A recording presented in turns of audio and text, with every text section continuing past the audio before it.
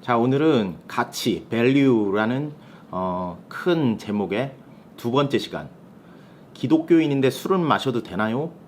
라는 좀 민감한 주제로 한번 이야기를 나눠봤으면 좋겠습니다.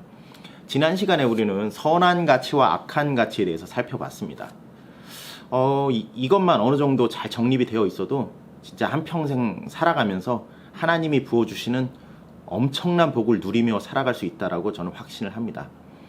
하나님 나라의 원리는 어디 가서 돈을 주고 배울 수 있는 문제가 절대 아닙니다. 그것을 깨닫고 알 수 있다라는 것은 진짜 엄청난 복입니다. 그 복을 진짜 여기서 배우게 되는 겁니다, 여러분. 축하드립니다. 기독교 안에서 논란이 되고 있는 수많은 문제들이 이 원리를 적용한다면 상당수가 이해가 되고 그리고 해결이 될 것으로 생각이 됩니다. 물론 그것을 내 삶에 적용하고 살아가느냐는 다른 문제이기도 하고요.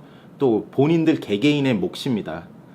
자, 그럼 이제부터 많은 사람들이 궁금해하는 여러 가지 몇 가지 문제들을 한번 살펴봤으면 합니다. 먼저 청년들이 가장 궁금해하고 가장 고민스러워하는 주제는 술이 아닌가 생각을 합니다. 참 민감한 문제죠. 교회 안에서 다루기도 힘들고 교육하기도 힘든 문제가 아닌가 생각을 합니다. 많은 사람들이 이 문제를 궁금해한다는 것은 이미 많은 사람들이 술을 입에 대봤다 또는 술을 즐기고 있다라는 말이 아닐까 그렇게 생각이 듭니다. 그만큼 현대사회에서 특히 대한민국 내에서의 음주는 오래전부터 일상적이고 보편적인 일이 되어 왔습니다. 드라마나 영화에서 술 마시는 장면은 빠지지 않는 단골 장면 중에 하나가 되었고요. 또 성인이 되어 대학교에 들어가거나 혹은 직장에 들어간 한국 남자들이 하는 말이 있죠. 사회생활 하려면 술 한 잔쯤은 할 줄 알아야 해 라는 말입니다. 아니 대한민국이란 나라가 수백 년, 수천 년 동안 음주에 대해서 관대한 문화를 만들어 왔다라는 것은 부정할 수 없는 사실이므로 어느 정도 이해는 합니다. 그렇다면 과연 성경이 말하는 술 문화는 어떤지 한번 살펴봤으면 좋겠습니다. 말씀드린 대로 음주는 비단 어제 오늘의 일이 아닙니다. 성경에서 처음 술이 등장한 것은 창세기의 노아의 사건일 것입니다. 노아의 홍수 후 노아와 세 아들 가정이 새 땅에 정착을 합니다. 창세기 10장 20절에 살펴보면 노아가 농사를 시작하여 포도나무를 심었더니 21절 포도주를 마시고 취하여 그 장막 안에 벌거벗은지라. 노아와 세 아들의 가정 외에는 모든 인류가 홍수의 심판으로 사라졌습니다. 노아가 농사를 지었는데 하필 포도나무입니다. 그것으로 와인을 만들었습니다. 자, 노아는 이미 와인 제조법을 알고 있었던 거죠. 그럼 홍수 심판 이전에 이미 와인이 그 시대에 상당히 유행했었다라는 것을 우리는 짐작을 통해 알 수가 있습니다. 자, 그러면 농사를 가장 먼저 시작한 것은 누구죠? 네, 가인과 아벨의 사건에서 알 수 있듯이 인류 최초의 농부는 가인이었습니다. 따라서 가인의 후손들이 각종 농사법을 개발하여 그것이 후세에 전달되었을 가능성이 높습니다. 그리고 각종 농사법에 따라서 포도나무 그리고 와인도 만들었을 겁니다. 자, 앞선 영상에서 다뤘듯이 가인은 하나님의 방식이 아닌 자기의 방법이 옳다고 주장하며 하나님을 대적했던 사람입니다. 그 말은 근본이 악한 사람이라는 뜻입니다. 그렇게 자기만의 방법으로 자기들의 자손과 대를 이어 만들어온 하나님을 적대시하는 문화 안에서 술이라는 음주 문화를 정착시키고 그것이 가인의 때부터 시작되었을 것이라고 보여집니다. 아니, 그럼 답 나왔네. 술은 나쁜 거네 라고 생각할 수도 있습니다. 과연 그럴까요? 근데 반전이 있습니다. 성경은 곳곳에서 하나님의 사람들이 포도주를 즐기는 모습을 또 보여줍니다. 당대의 의인이라는 노아가 마셨고요. 또 믿음의 조상이라는 아브라함에게 살렘 왕 멜기세덱이 떡과 포도주를 가져와서 잔치를 벌이는 모습을 또 우리는 볼 수 있습니다. 심지어 누구? 우리 주님 대신 예수님이 예수님이 포도주를 즐기시는 것을 우리는 성경을 통해 또 알 수 있습니다. 많은 교회에서 잘 다루지 않기 때문에 잘 모르는 사람들은 예수님이 금욕주의자라고 혹은 생각을 하실 수도 있습니다. 그렇지만 그렇지 않습니다. 예수님은 이 땅에 오셔서 인간이 누린 모든 것들을 경험하시고 그것들에게 시험도 당하시고 고초도 당하신 분이십니다. 자, 복음서에 보면 바리새인들이 세례 요한은 먹지도 마시지도 아니하며 귀신 들렸다고 하고, 반면 예수님은 먹고 마심에 먹기를 탐하고 포도주를 즐기는 사람이다라고 탐욕스러운 사람이다라고 몰아붙이는 장면이 나옵니다. 자, 거기서 볼 수 있듯이 세례 요한은 잘 먹지도 마시지도 않았던 사람입니다. 예수님의 길을 예비한 사람으로 허구한 날 금식 기도를 한 사람이죠. 반면에 예수님은 실제로 주변 사람들과 음식을 먹고 포도주를 마시기를 즐겼다라고 성경은 말을 하고 있습니다. 가나의 혼인잔치에서도 물을 포도주로 만들어서 사람들에게 공급을 하셨고요. 최후의 만찬에서는 마지막 식사를 떡과 포도주로 제자들과 함께 하셨음을 우리는 볼 수 있습니다. 아니, 예수님도 술을 즐기셨다고? 그럼 술은 진짜 좋은 거네. 와, 이거 계속 마셔야겠네. 라고 또 모 아니면 도식으로 극단으로 가는 분들이 또 계실 겁니다. 술이 무조건 나쁜 거다. 아니다. 술은 예수님이나 성경의 사람들도 즐긴 거니까 무조건 좋은 거다. 라고 단정을 지어버리면 안 됩니다. 자, 술에 대한 몇 가지 원리를 한번 살펴봤으면 좋겠습니다. 첫 번째, 술은 취하려고 마시면 안 된다라는 겁니다. 아마 이 부분에서 대부분의 한국 사람들은 컷오프, 걸리게 됩니다. 왜냐? 한국에서 술을 배운 대부분의 사람들은 술을 취하기 위해 술을 배웠기 때문입니다. 즉, 한국의 술 문화는 취하기 위한 수단이고 취한 후 다음의 목적을 이루기 위한 경우가 대부분입니다.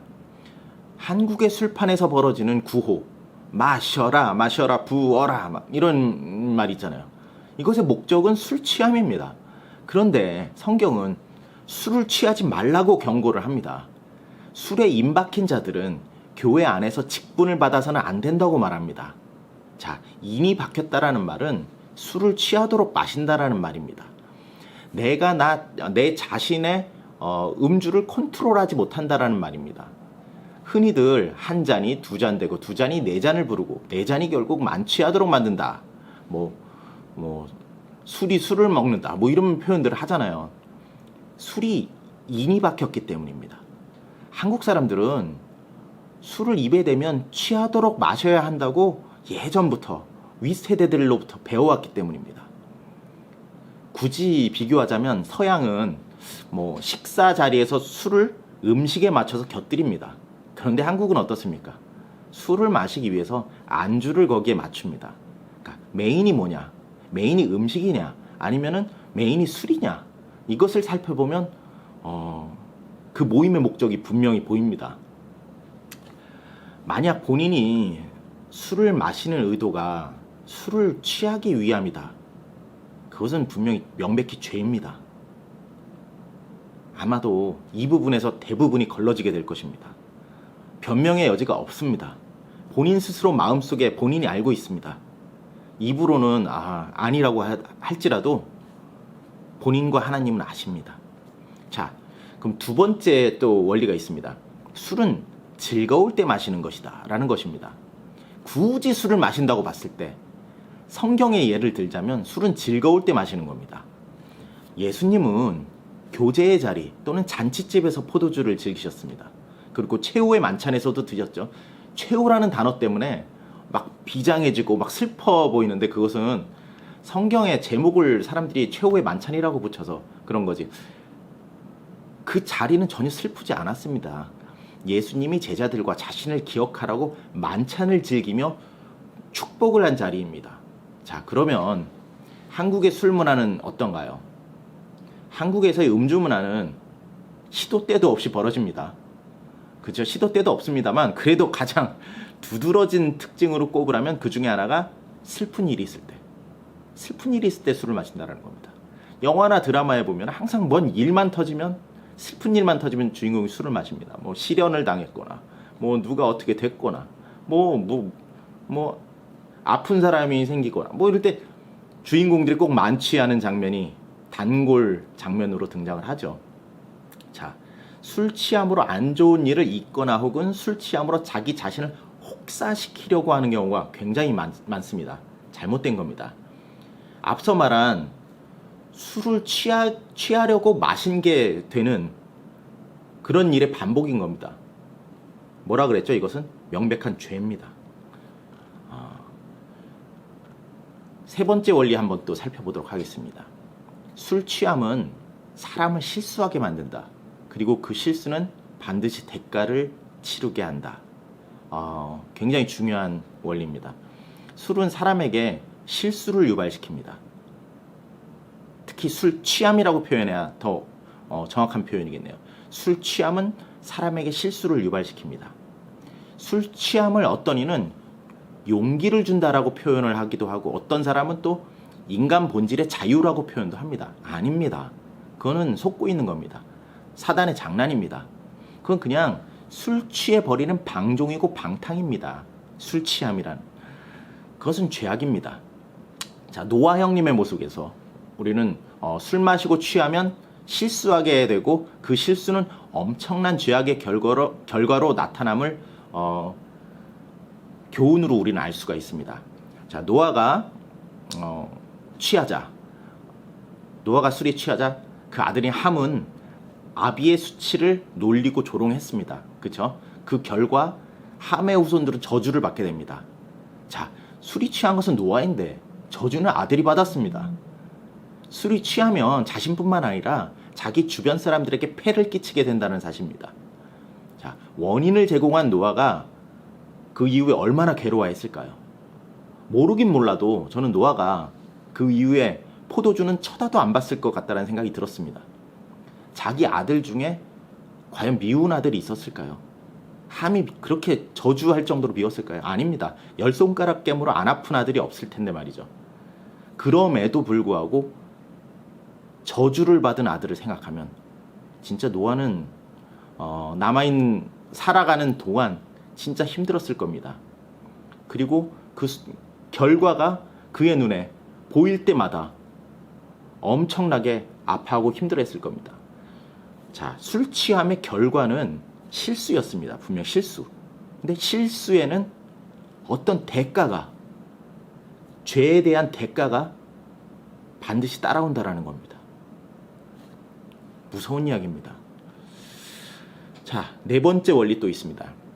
술의 목적이 취함을 넘어서면 더한 쾌락을 쫓는다.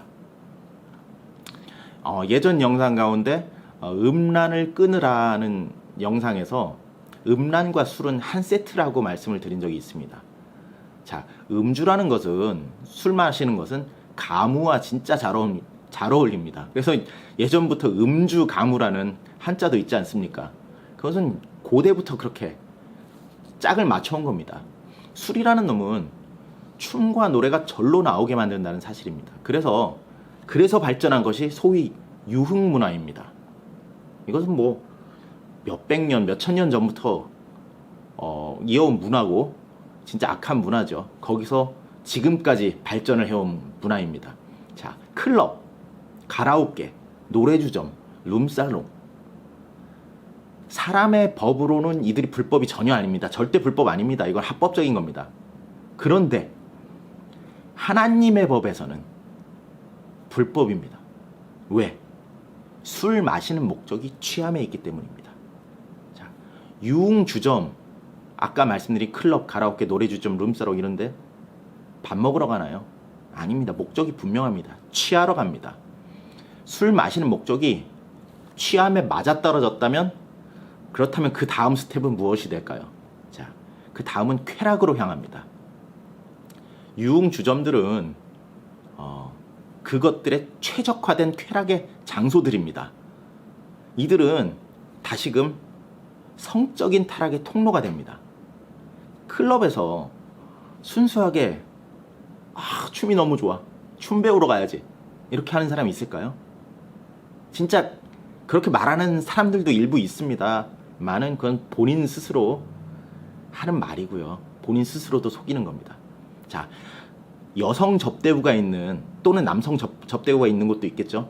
가라오케, 노래주점, 뭐 룸사롱, 뭐 호스트바 뭐 맞나요? 그냥 뭐 접대부들을 단지 만나러 가나요? 뭐 거의 전도하러 가나요? 아니면 아유 열심히 사네 격려하러 가나요? 아닙니다. 겉으로는 아닌 척하지만 속으로는 100이면 100 이성을 접촉하려고 가는 겁니다. 자, 어떻게 한번 해볼까? 해볼래 해볼까? 마음을 먹고 가는 겁니다. 내가 의도하고 계획하고 가는 겁니다. 내 발걸음의 목적이 술 취함과 그것에 플러스 넘어서 더한 쾌락에 있다라는 겁니다. 자, 결론을 한번 맺어보겠습니다. 술, 가치의 측면에서 봤을 때, 밸류의 측면에서 봤을 때 술 자체는 가변가치 맞습니다. 가변적인 겁니다. 좋은 것도 되고 나쁜 것도 됩니다.